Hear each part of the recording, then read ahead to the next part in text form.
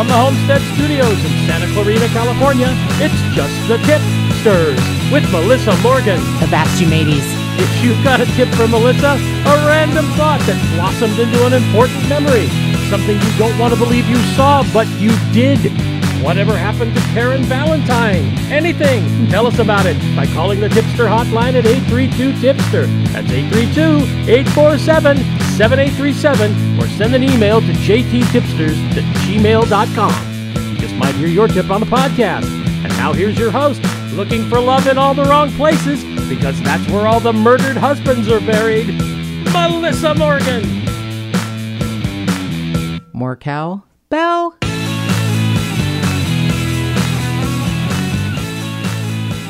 Do you really think it's wrong love that causes husbands to be murdered? Yeah.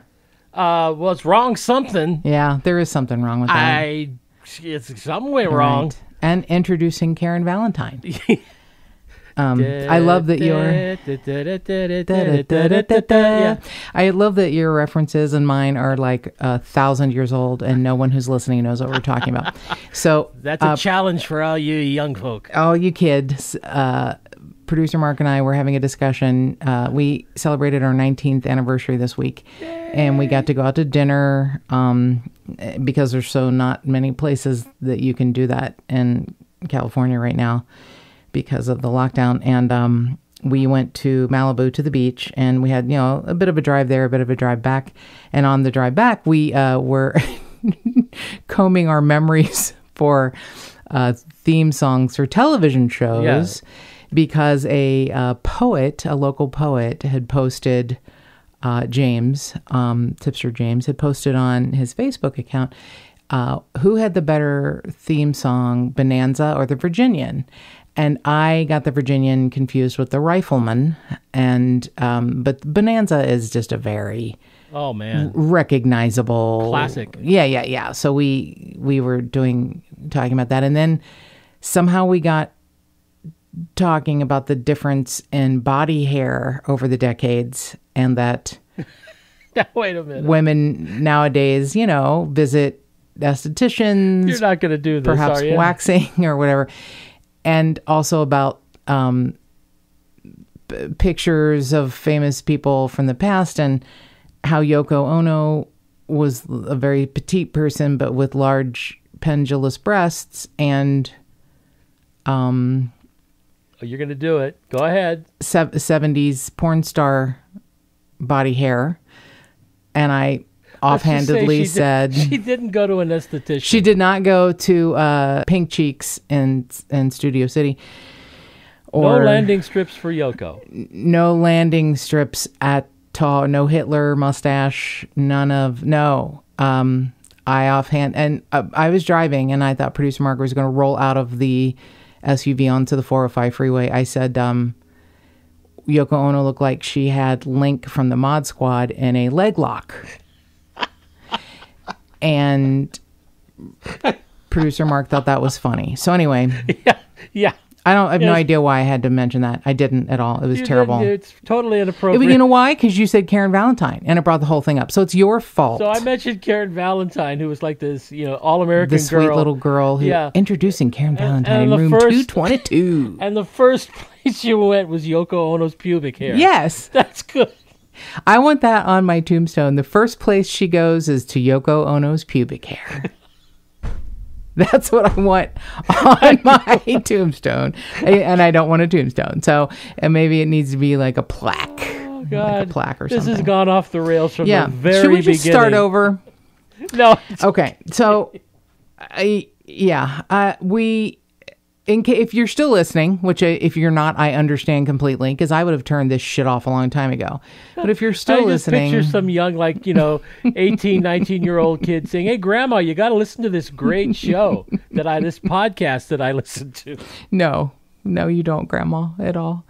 We want to thank our beautiful tipsters for engaging with us on social media, writing us emails, rating, reviewing, subscribing to the podcast. We've gotten some wonderful reviews, and we're very grateful. We always can use more. We're an independent podcast here, and we are doing our best to get the word out there that we exist. And it's a lot more helpful when we have things like the reviews from you beautiful listeners. And you know, there's no us without you. So thank you for keeping us going here. And with that in mind, we have a promo from a friend of the show. Our friend Matt Johnson is wrapping up season 2 of his podcast, True Crime Deadline. And here is the promo. From the Hollywood Hills to your earholes, this is True Crime Deadline. I'm Matt Johnson, boots on the ground reporter and host of True Crime Deadline, the award-winning podcast back for season 2. Hi, I'm Carrie Rawson, and I'm the daughter of the BTK serial killer. My name is Chris Pedretti, and I am a survivor of the Golden State Killer. Each week, we dive into a new crime and give you new details you won't hear anywhere else. And he said, when they pulled back that sheet, he said, I just fell to my knees. And he said, I just asked God, take me too. I don't want to live anymore. Season 2 has everything from the Tiger King case. I don't know if Carol Baskin pulled the trigger or committed the murder of Don Lewis. I think Carol knows a lot more than what she said, though. To the one case I have never really opened up about until now. Just kind of surreal to have done our job, but also see someone die. I was witness to a state execution of a convicted killer. And Lawrence Caldwell had it in his mind that he was going to kill this person. He just wanted to know what it was like. So if you like true crime, hit subscribe and join me each week. Buckle up, investigators. You're on Deadline. More information about the podcast, visit truecrimedeadline.com. Matt's a wonderful reporter and interviewer, and he has some fantastic guests, as you can hear, in his season 2, which, like I said, wraps up soon. So it took us a while to get the promo, but we finally got it. And I know you'll enjoy listening to his episodes, season 1 and season 2. So this is the case I was mentioning in last week's episode, and I just couldn't get it out of my head. So it took me down a rabbit hole of a different sort. The case had always fascinated me. I believe the first place I saw it was on the ID channel's television show Disappeared. And it was just so odd and strange. And it's going to be the third in a series of episodes where we discuss someone either going missing or, in this case, being murdered and her murderer being found during a national emergency, a natural disaster, a terrorist attack. So, we talked about Snea Phillip, still missing after 9/11. We talked about Michelle Harris, still missing after 9/11/9/12. And this is one that is, because of Hurricane Katrina, is probably the only reason that we know what happened. And we're still not really sure of all of it, but it's the story of Dana Pastori. And I struggle sometimes because true crime podcasts and, media in general cover cases and are more fascinated by the killers than the victims. There are absolutely some amazing podcasts that focus on the victim only, and that it's can be a difficult tightrope to walk to include the information about the person who did the terrible thing and the person that the terrible thing happened to. You need both for the story to be complete. While you sometimes do not want to talk about the killer, you don't want to give them any more notoriety, you don't want to make it sound in any sort of a good light about what they did, you need to know what happened to the person to get the full story. I've had a few listeners email me and say they can't listen to the Randy Kraft episodes, and I understand, because I will also tell you I did not say everything that Randy Kraft did because I couldn't get it out of my mouth. I couldn't get it from my brain to my voice.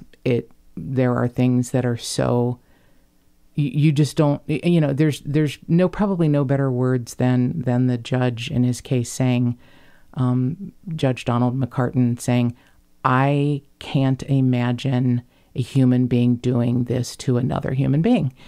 And so I get it, my beautiful tipsters. If you can't listen to something as difficult as what a really sadistic serial killer does, I get it. This isn't that bad. It's not that good.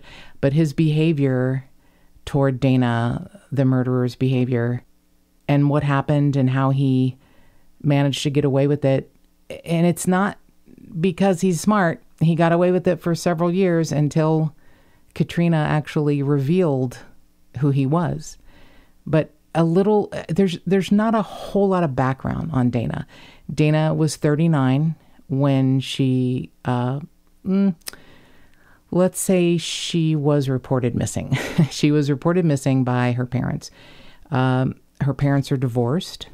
Not a big deal. Shouldn't be a big deal. They lived in separate states. And her father, ironically, had a 32-year career in law enforcement. He was a retired chief of police of a small jurisdiction in South Carolina. Dana's Italian, and the man she married was Italian. And they had 2 daughters. And Dana was beautiful, almost like a classic-looking Italian beauty. A beautiful shaped face, beautiful bone structure. Her eyes weren't dark brown. They were more hazel, but there was some, green that lit them up. And they were these beautiful, expressive eyes.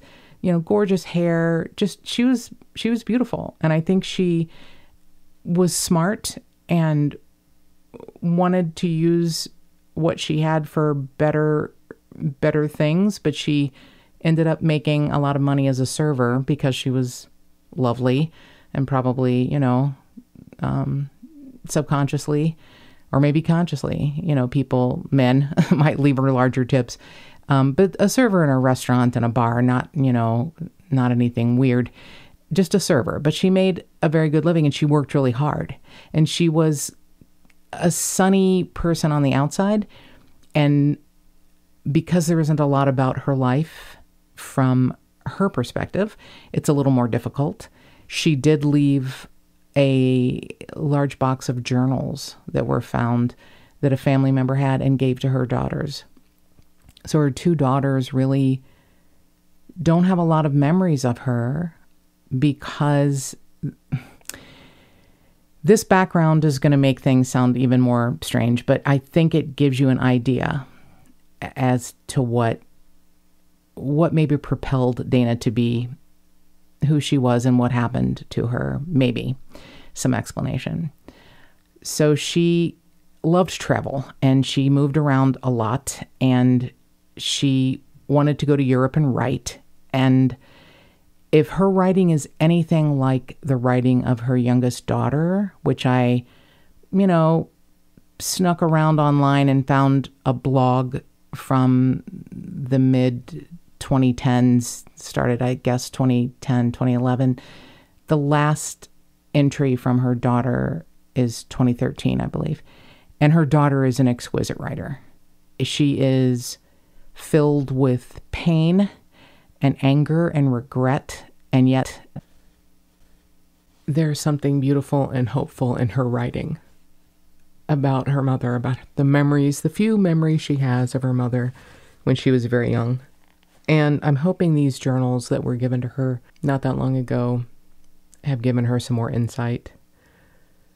She said she and her older sister split them up, and she said her sister read very different things than she did. And I think she got a clue that her mom's writing was dark.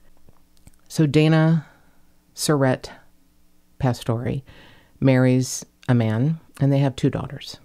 And she is having trouble, I think, being a wife and a mother. So she runs away for a while and comes back. And when she comes back, she sees that her ex-husband has taken up with a woman. Now, her youngest daughter refers to her under a different name. She refers to herself under a different name, and her father. And then she changes the names in her blog. Her blog is very moving and beautifully written. But Dana realizes that her ex-husband and the woman who is going to be the stepmother of her kids are not taking good care of them. So she takes her daughters and goes on the run. Now they're 2 and 4, and her father is a police officer. And she goes on the run and takes the girls and goes to Puerto Rico. They spend some time there, which her youngest daughter remembers how clear the water was. She remembers the beach. She remembers the smell of a specific kind of soap after going to the beach and being in the shower. And she was very young. Dana moves to New Orleans and starts work as a server, and she makes a good enough living to take care of her and the 2 girls. And she runs into John Henry Morgan, whose birth name is John Roberson, but he changes his name to John Henry Morgan, which stays with him through his entire trial because of the Captain Morgan rum. Oh, that's always a good sign. I just found out so much. The things you learn about life in general and about things you thought you knew when you host a true crime podcast, it's very fascinating. So because my maiden name is Morgan, and I still go by Melissa Morgan, proud of that name. Henry Morgan was not a pirate, which I always thought because of the rum, he was a pirate. He was a wealthy Welsh plantation owner and business person, and at the time known as a privateer. Yeah. So a privateer is like the modern day version would be like a government contractor. A privateer is a private person who has, a ship or the means to fight, but a privateer engages in battles, maritime warfare, and they're usually commissioned by a government. Right, he's a gun for hire. Yeah. I was trying to call it an independent contractor, but yeah, that's what I never knew that's what Captain Morgan was, and he retires after being knighted and lives in Jamaica, and that's why Captain Morgan rum. Well, what do you know? What do you know? Captain Henry Morgan. So, John Henry Morgan, John Morgan, was even called Morgan by Dana's daughters. Dana's youngest daughter does not remember her mother or John Morgan being abusive to them. But unfortunately, when Dana takes the girls, their father and their new stepmother go on television and, are talking about how terrible Dana is and how she stole the girls. And Dana contacts her father, the police officer, and says, I need help and I want to bring them back. And she did. And she thought she was doing the right thing. And she did some time. And I think her father helped her navigate the legal system, and she got out. And she moved back to New Orleans and picked back up with John Henry Morgan. Now, her parents, even though they are divorced. I just need to be clear. John Henry Morgan is not the father of the children, right? He's not. Okay. I'm choosing to keep the name of the girl's father and stepmother out of this because the daughter has written things that are so awful. I don't, and this is her, her blog is entitled, The Truth According to Me. So I don't know if all of these things are true. It feels very real and authentic, but she's very clear about the fact, look, my mom may not have had much time or attention for me and my sister, but I don't remember her and John Morgan doing anything, violent or abusive to us. Now, unfortunately, Dana delivers her daughters back to what, the state believes is a more stable place with their biological father and their stepmother. who they have now gotten married since the divorce between Dana and her husband is final. Dana spends some time in jail, moves back to New Orleans, and the daughter feels that she has been abandoned. Now, I don't think that would have been Dana's first choice. She may have not been able to contact the girls because she took them and went on the run to Puerto Rico and Florida and New Orleans. But she felt, of course, when you're a child and you don't hear from a parent, you think you've been abandoned. And the time spent with her father and stepmother, it sounds like it's from another time. They were on a farm in Ohio. Her father, their father, the two girls' father, did not protect them from the stepmother, who apparently was the thing that, you know, Disney villains are made for. Yeah, I gotcha. They, as young girls, had to move giant piles of wood from one part of the farm to the other. She was made to stand all day and stare at a tree. She remembers 3 months of sleeping outside under a tent without a blanket for being punished.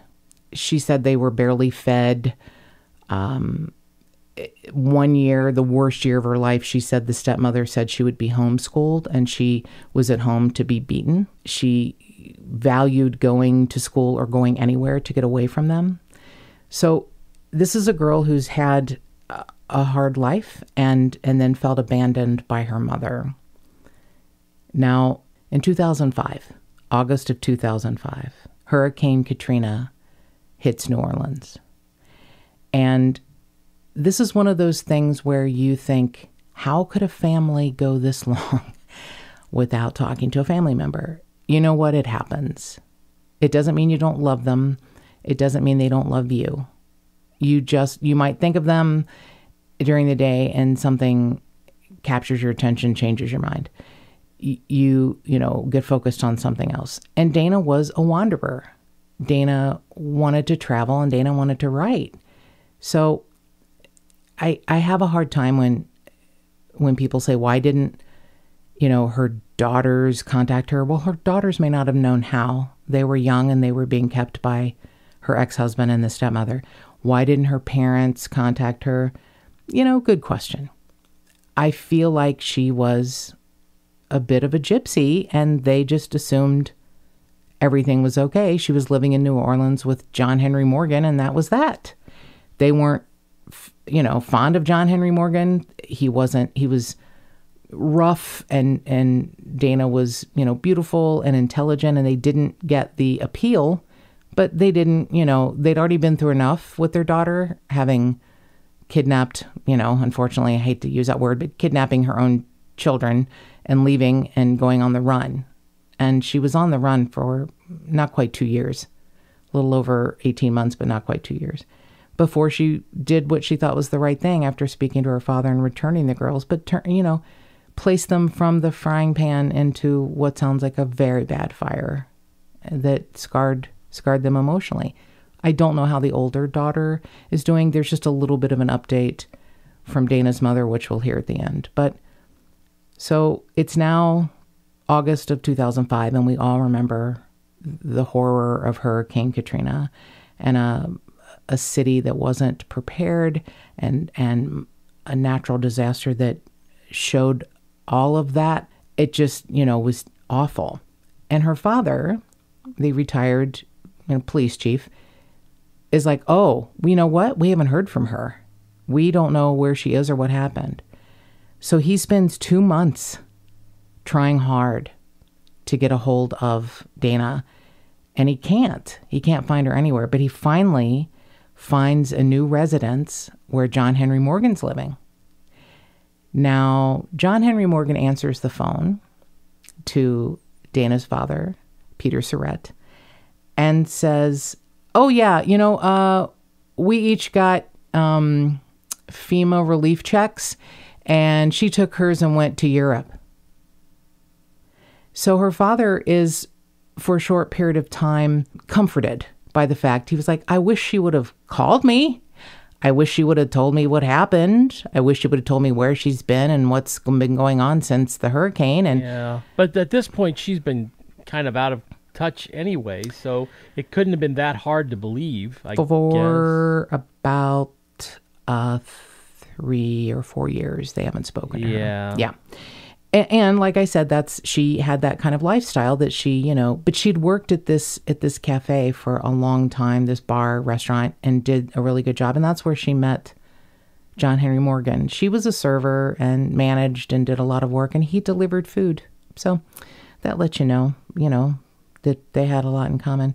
He loved the city, and she was getting, not bored, but I think she was getting her travel bug again and wanted to leave. She had told all of her friends, I'm going to be leaving town, which is heartbreaking because then they believed she left town and they weren't, questioning it. And Morgan had to know that. Right? Yeah. Oh, yeah. Oh, absolutely. He used everything in whatever his small pea brain had left. He used that to his advantage. Absolutely, that she had said, I'm kind of getting bored here. I want to do something different. I want to leave town. I want to leave John. And, I want to go do something else with my life. And she was 39. She was like, I need to do something else. I mean, she was smart and had a lot more gifts than, what she was using, for sure, for absolutely sure. So her father thinks, you know what? If she left and went to Europe and didn't tell us, that's a much bigger move. I mean, we've always known where she was. She was in New Orleans with John, and we assumed everything was fine. But she didn't call us or tell us. So he tracks down a local pharmacy, the Royal Pharmacy in the French Quarter, where Dana had always had to get her prescription refilled every month for her glaucoma medicine.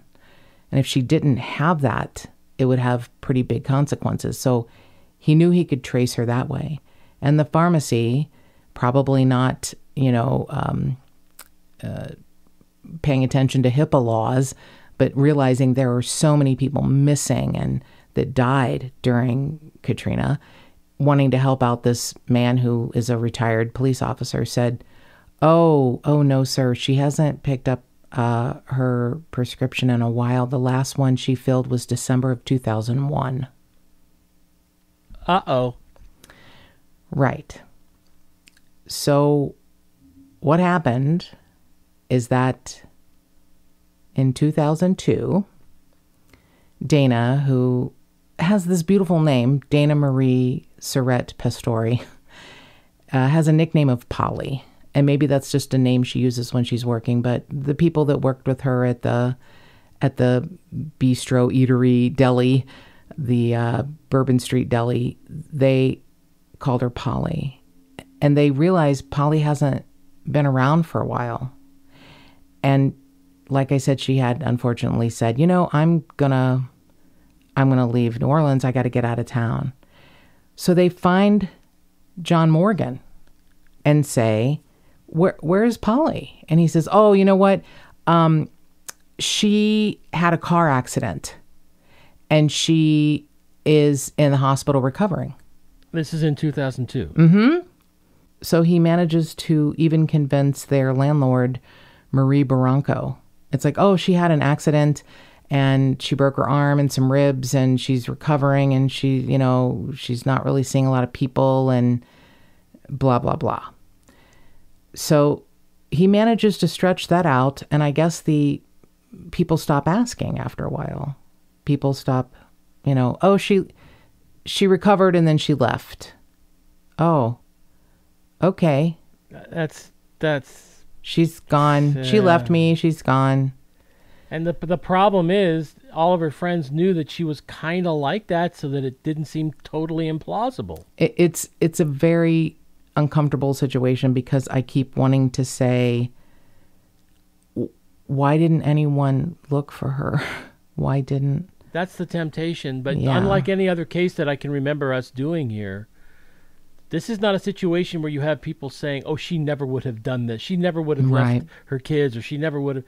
It seems like all of her friends were like, "Oh, well, that could have happened." Yeah. She told us she wanted to. Right. We know she loves traveling. She wants to go to Europe and write. So this is as far back as 2002. Wow. Yep. 2002. So she had never left New Orleans. She had been strangled with her own curling iron cord by John Henry Morgan. And she had been dismembered and put into a cheap particle board trunk. And he carried her around to different apartments. In the trunk. Yep. Didn't it at some point smell really bad, or?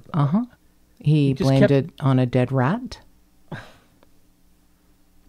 He carried her from one residence to another apartment, and Maria Barranco in the final apartment where he was living with a new girlfriend named Tracy Greer, by the way.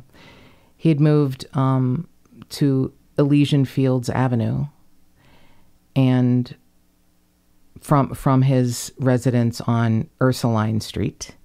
And he's in his new apartment with his girlfriend, Tracy Greer.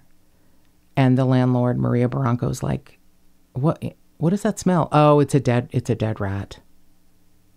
Okay. He lives there for a year and a half, maybe. And then Hurricane Katrina happens. And he leaves and tells the landlord, Maria Barranco, hey, whatever's left, just throw it away. What an idiot. Right. Okay. So in October of 2005, Maria Barranco and her partner are like, we need to clean out this place because we actually are going to move in. The owners of the building, we're going to move into that apartment. And they open up the trunk, and here's the word that really bothers me. They keep calling it the mummified remains, and that makes sense. It's been 3 years, and yes, I'm quite sure she was mummified. She was in pieces because he couldn't. She was thin. I don't know how tall she was, but she was thin, and he couldn't fit her all in this particle board shitty trunk.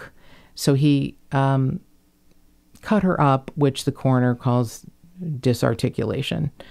He cut off her legs and cut her from the abdomen, just cut her in half from the abdomen, so he could put her all into this trunk that he carried around for 3 years to different apartments, including with his new girlfriend. So when Maria Barranco finds the trunk on October 21st of 2005, she tracks down a police officer and says, I need help. I think a person who rented an apartment for me killed someone who also lived here. And the police track him down surprisingly in North Carolina, which is fascinating to me because Dana's father lived in South Carolina and he was a police officer there. So the police catch up with John Henry Morgan in Charlotte, North Carolina in early 2008. And they book him with murder and take him back to New Orleans, and he has a $1 million bond requirement, which of course he doesn't have any money to pay that. And Maria Barranco says, how could he have lived with something like that? It was a terrible smell, and you can still smell it all these years later. Oh, horrible. Yeah. And here's the bad part. No one saw this, and he comes up with the most awful story. He says that Dana was killed by drug dealers that she owed money to. that they killed her and left her at the apartment and said, put her in this trunk or we'll kill you. So he calls it tearing her apart, which just breaks my heart. He had to dismember her according to, but then he carried her dead body around for 3 years and didn't call the police. Yeah, like because he thought they were watching him all the time or something? Yes, they would kill him too. Oh, for God's sake. Mm-hmm. So he's this, tall, he's like 6'3". He's this tall goofball, with glasses, and I think felt really lucky to be with Dana, and then got the inkling that she was going to be leaving. And so he, strangled her with her own curling iron cord and kept her in a terrible particle board trunk. So what, was he jealous or something, or just like... I guess it's like, if I can't have you, no one can. Oh, man. So he sort of confesses in a videotaped interview with New Orleans police officers. He laughs at certain points. He thanks them for being courteous to him. He said that, this drug dealer ordered him to dismember her after the drug dealer had killed her. He got the manner of death wrong. He said the drug dealer shot her, but she was never shot. She was strangled with her own curling iron cord. He's probably too stupid to know that they would be able to, an autopsy, even after all these years, you could see that. You could tell that. Yeah, I don't think he was the smartest of people. That's why, Well, he left the fucking thing behind and for the landlord to throw away. Right. Okay. Right. So this detective, Greg Hamilton, is the one who really wouldn't let Dana's case go. Her parents or her father is the one who contacted him. He's like, look, I need to, get Dana on a list of missing persons. We need to do something, right? And this detective wouldn't let it go.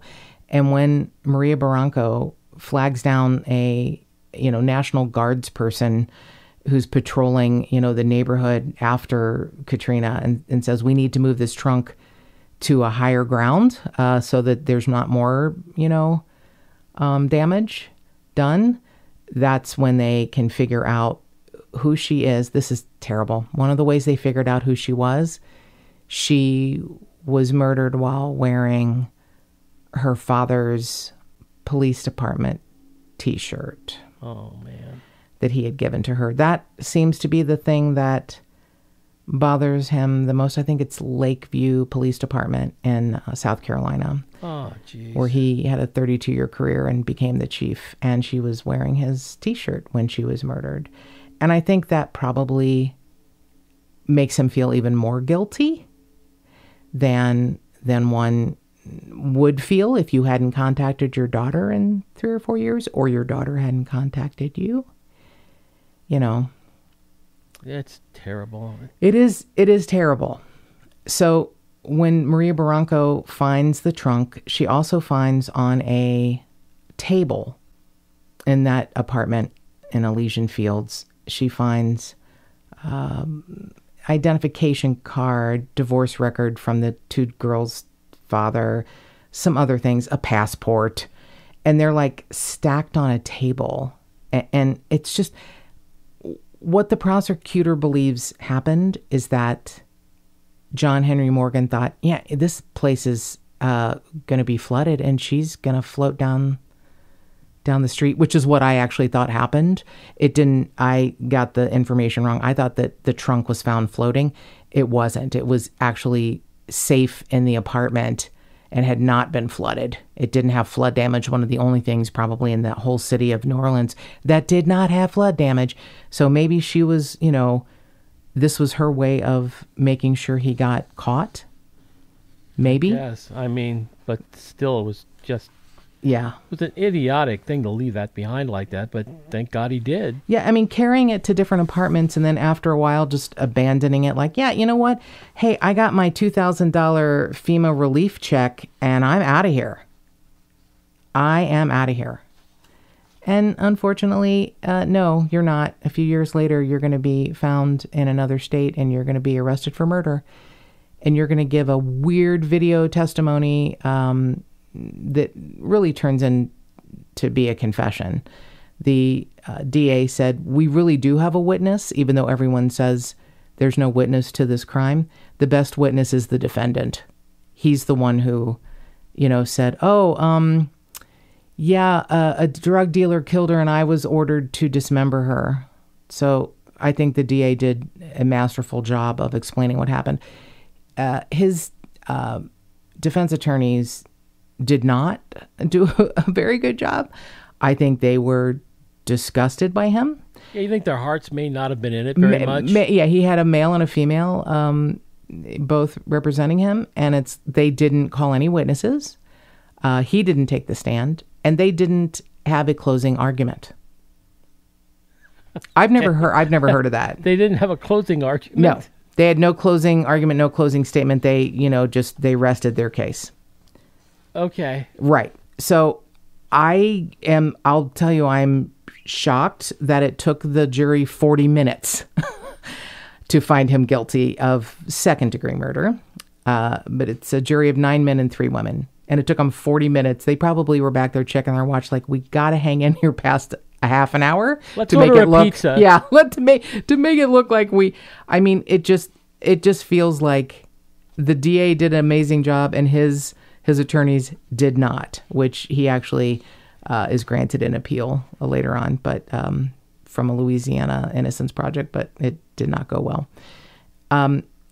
This is something else I've never heard. The Judge Julian Parker, dismissed the jury after the verdict and said, I am giving each of you a lifetime excuse from jury duty because you have seen things in this trial that people should never have to see. And wow. Yeah. And how graphic of the description of how Dana was dismembered. You never have to serve jury duty again. Wow. I've never heard that. I've never heard that. Me either. And obviously it's, it's important, an important point here. So as they're leaving the courthouse, Dana's parents, Frances Sella and Peter Surette, they were both crying. And they said it was tears of relief and regret. And Peter Surette tells the jurors, I thank you. She was my daughter. And they're shaking hands with the jurors. And he said, she was killed wearing my T-shirt. And it just, it I think solidified the jurors' decision to do what they did and say what they said. Mrs. Sella, her mother, when she walked into the courtroom, now remember they had traveled to New Orleans and they had met John Henry Morgan. And they did not understand what their daughter saw in him, but she's an adult and okay. When Mrs. Sella walks into the courtroom, John Henry Morgan turns around, smiles like a big giant smile and gives her the thumbs up. And that's not creepy. No, and she was overheard by a reporter saying, and that's why there's a hell. Yeah. Which I'm guessing at some point, John Henry Morgan / John Roberson will know what that's like. So when I found the blog by the youngest of Dana's 2 daughters, it's beautiful and heartbreaking, and I understand why she feels the way she does, but she's not going to be her mother, and her words are beautiful. She says, I can't even bring myself to care about this right now. I'm bothered when people make jokes about Katrina. I'm bothered by my mother's murder being turned into national news. I'm bothered that it doesn't make me want to find out more about who she was. The bastardization of her personhood through a depressing amount of pages of bullshit, longing and probably anger and dread. she's discussing her journals. I don't understand why I should know the horror she faced and thought of. It's not going to teach me anything except sadness and regret. She said, I don't think that my mother should ever be talked about again, nor should people read these journals. Her thoughts are of a person who was barely living. Her thoughts are of a person who never got out and was always trapped and unhappy. That's bullshit, and I don't want to know in detail because I'm afraid that knowing the detail will ultimately turn me into my mother. Regretful, unhappy, and murdered. And I have to say, her grandmother at the trial said Dana was beautiful and smart and has 2 beautiful daughters that are entering college. And someone responded to her anonymous blog and said, you don't have to read your mother's journals. You don't have to go into this, but there may be something in there that you can find, and maybe you'll understand why your mother did what she did. You may never understand what happened to her, or why, but you may understand more about who your mother was, and know that you're a separate person. You're not ever going to be your mother. And I thought it was a beautiful thing to say to someone who's obviously really hurt, and reaching out with her words to talk about her life and her mother's death. And she is a separate person. And more cowbell.